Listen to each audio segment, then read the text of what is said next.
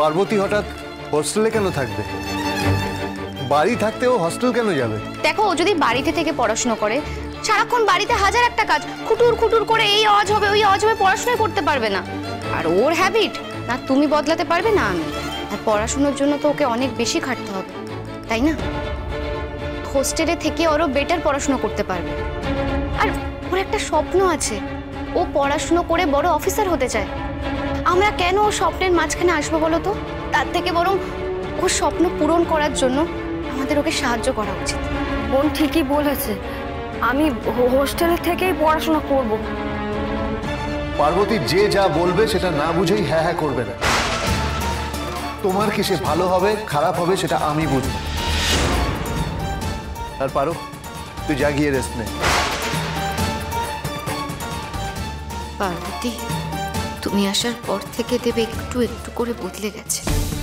আগে আমি দেখেও দেখতাম না, কিন্তু এর পরেও যদি না দেখি তাহলে আমি আমার দেবকে হয়তো নিজের কাছে ধরে রাখতে পারবো না। আমার দেব হয়তো আমার থেকে আলাদা হয়ে যাবে, আর আমি তাতে বাঁচতে পারবো না। চুপ করে আসিস কেন? কিছু বলবি?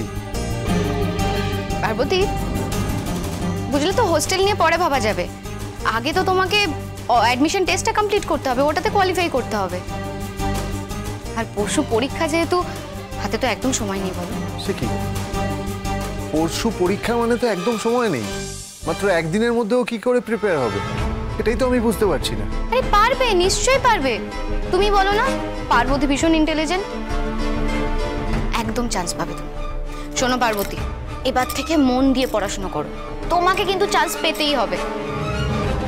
আর আমি শিওর তুমি ঠিক চান্স পেয়ে যাবে।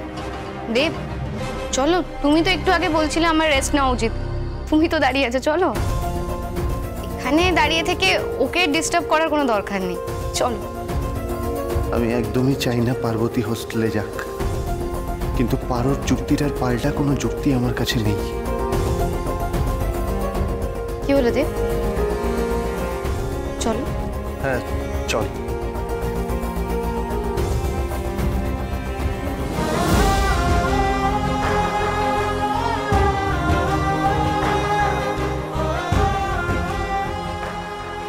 আমি হস্টেলে চলে যাব, সেটাই ভালো।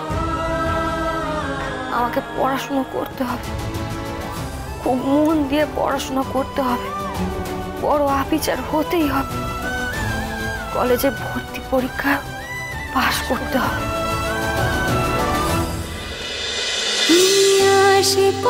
তুমি আশেপাশে থাকলে সোম থেকে রবি প্রতিদিন বিকেল 5:30টায় স্টার জলসায় ও ডিজনি প্লাস হটস্টারে।